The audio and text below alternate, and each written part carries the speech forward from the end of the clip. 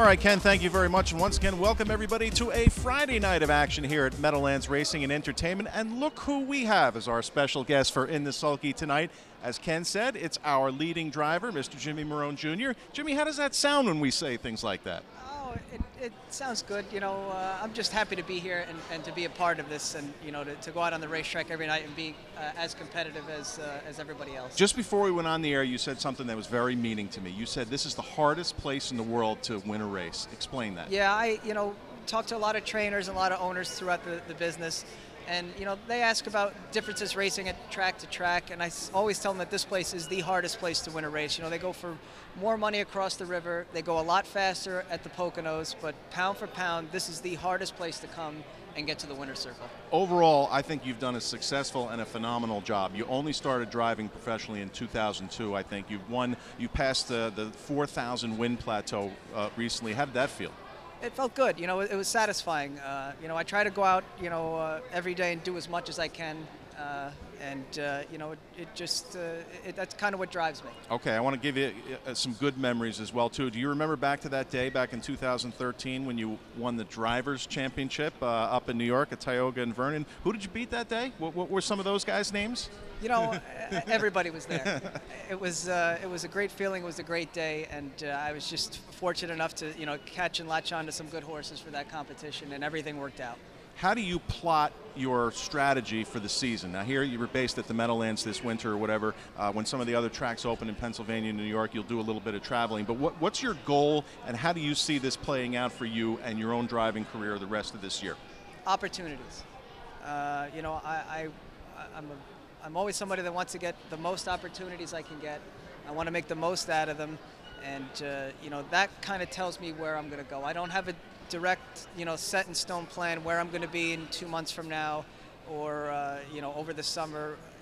I want to try to latch on to some nice horses and see where that takes me. So basically you're flexible. That would be the best way to describe that. All right, I have no problem with that. But listen, speaking of opportunities and flexibility and some good drives, we want to show a couple of roll-ins on some of the horses that you're driving tonight and have driven over the past couple of months here. The first one I want to ask you about is Iron Dome. He's a horse that when the meet started, I wasn't so sure about how quality he was, but he's turned into a nice little trotter. Yes, Iron Dome is a horse that Rob and Patty Harmon picked up over the fall. Rob liked the horse right away when he got the horse, but he was green. He still needed some, just some racing experience, and he's gotten it here. And I mean, you've noticed the horse races better every week. The horse is actually getting more confident with himself too. Robbie's done a great job with him. Yeah, he has, and he is an excellent horseman. He and his wife Patty here. Interesting thing too, on our Meadowlands Twitter account, I know you like to tweet every once in a while. We put up some photos, some behind-the-scenes all-day access with Iron Dome from the moment he walked out of his stall to getting ready to get on the truck and come to the track. So if you're a follower of at the Meadowlands, make sure you check out those great pictures. You'll be able to root for Iron Dome a little bit later on tonight. Here's another one. You have to love the way Montalbano B has come back off that layoff. He's just fit you like a glove. He fits this racetrack like a glove. He's a big horse, and smaller tracks probably won't suit him as well as it does here. He loves the long stretch, and he gives you what he's got every time he goes out there. And there's a perfect example of that win with a nice measured second over kind of charge there.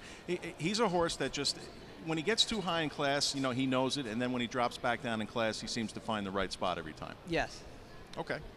A couple of the other drives tonight that we want to touch on for maybe a few different barns, and then I'm going to ask you about your relationship with Rob and Patty Harmon. You've got Sing Along for Brett Pelling. She looks like she's in a good spot in that fourth race tonight. Yeah, she does look like she's in a decent spot tonight here.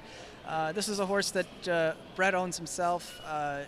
She was a bit of a handful for Brett. She was, I guess you could want to call a problem child, and he let me drive this horse over at the Poconos, and but it was more of just getting her some race experience and getting her to go and do things right while she was out there. And she actually too, every couple weeks gets a little better and better. Okay, how difficult is it for you? Now you've been named on a lot of horses sometimes in certain races, and you have to make some tough decisions. I know you like to stay loyal to the Harmon barn, but occasionally you'll take one for another trainer. How do you go about making that decision?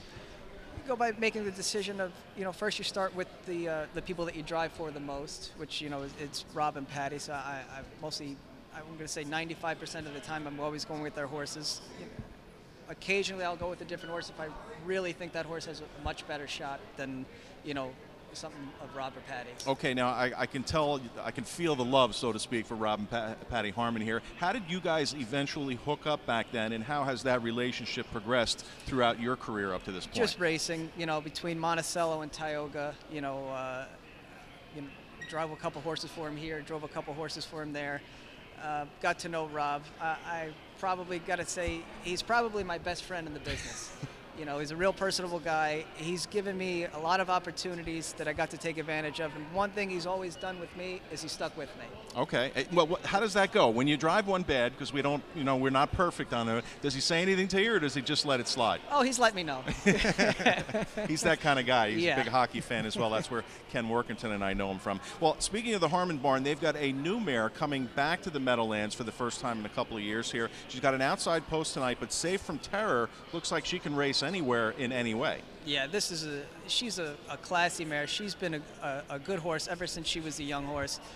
We are really excited to race her here. I can't wait to drive her tonight just to see how nice she is. She looks like she fits this class good, and I'm excited. Okay, one of the claimers that you have later on. Now, I've waited to ask this question. Fox Valley Cadet, he did make a break last week, but there was a reason for that. Explain that to everybody. He was getting a little fumbly with me during the mile if I put a little pressure on him, and then I think some equipment had come up wrong on him. That was the hobble. Yeah. The hobbles, yeah. And we're looking for a bounce back tonight. Okay. Favorite horse ever that you've driven? Do you have one or a couple in particular? No, there's so many. Maybe just the last horse I drove. Okay, last horse you drove. I'll ask you one last question here because it's very important for the handicappers out here tonight.